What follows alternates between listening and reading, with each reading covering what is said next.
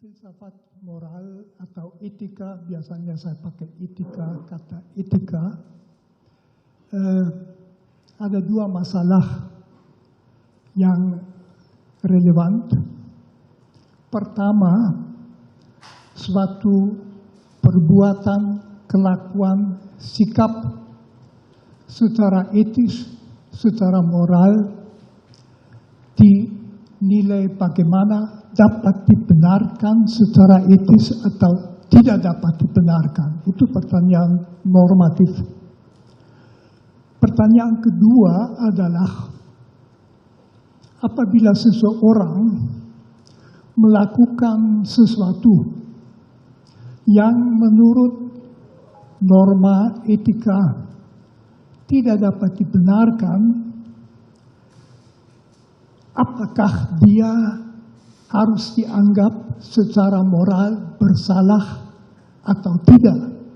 Bisa saja dia tidak mengerti atau dia bingung. Perkenankan saya sedikit menjelaskan dua poin ini. Pertama,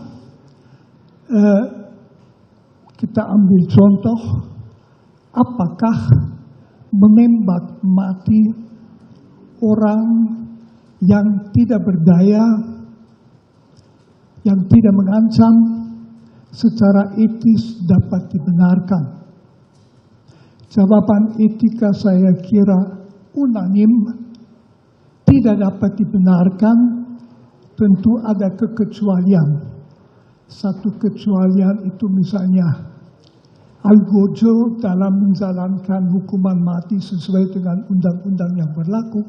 Yang satu itu di dalam sebuah pertempuran para kombatan boleh menembak sampai bunuh.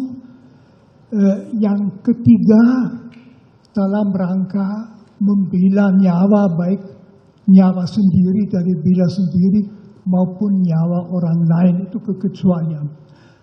Kecuali dalam tiga kasus ini secara etis jelas menembak mati orang adalah pelanggaran yang berat. Masih poin kedua yang penting di dalam rangka normatif. Apakah orang yang berhak memberi perintah dapat memerintahkan orang lain melakukan sesuatu, misalnya menembak orang yang sudah tidak berdaya sampai mati atau tidak? Di situ juga etika itu jelas jawabannya, memerintahkan sesuatu yang secara etis salah berat, tidak bisa dan tidak ada kewajiban untuk menaatinya, malah perintah yang tidak etis wajib ditolak. Itu yang pertama secara normatif. Pertanyaan kedua yang sudah sejak filsafat moral abad pertengahan, misalnya Thomas Aquinas, terus dan hampir semua filosof moral sependapat, ada pertanyaan lain yaitu mengenai kebersalahan orang yang melakukan sesuatu yang secara etis tidak dapat dibenarkan. Katakan saja misalnya ada orang yang atas perintah orang lain menembak mati seseorang. Secara etis orang itu sendiri kualitas moralnya harus dinilai bagaimana. Jawaban di dalam etika itu sebetulnya itu tergantung dari kesadaran orang itu pada saat itu. Misalnya tergantung dari suara hati. Suara hati mengatakan apa pada saat itu? Bisa saja dia bingung karena dia berhadapan dengan dua norma. Yang satu itu mengatakan menembak mati orang yang sudah tidak berdaya, tidak bisa dibenarkan, titik. Yang kedua, dia diberi perintah oleh orang yang berhak memberi perintah, wajib ditaati supaya melakukannya. Lalu dia harus mengikuti yang mana? Etika normatif tadi mengatakan dia harus menolak melakukan perintah seperti itu. Akan tetapi dalam etika yang memeriksa kebersalahan seseorang, dan itu penting, akan ditanyakan apakah dia mempunyai cukup kejelasan. Misalnya dia bingung. Ada misalnya beberapa unsur yang amat sangat bisa membuat orang bingung. Yang memberi perintah itu bukan sekedar atasan. Misalnya rektor universitas kepada dosennya, melainkan bagaimana kalau misalnya perintah diberikan di dalam rangka militer, dalam operasi militer, atau dalam rangka kepolisian atau BRIMOB kalau mau. Di dalam situasi itu, melaksanakan perintah adalah budaya yang ditanamkan di dalam orang-orangnya.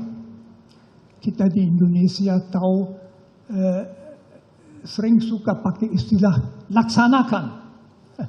Laksanakan, datanya you anggap tepat atau tidak, bukan, laksanakan. Atau istilahnya siap. Siap. Dan jadi pokoknya orang itu mungkin juga perlu di dalam situasi. Nah, tambah pertimbangan begini. Polisi adalah salah satu lembaga, satu-satunya, saya ulangi, satu-satunya lembaga dalam masyarakat yang berhak melakukan kekerasan seperlunya, kadang-kadang sampai menembak.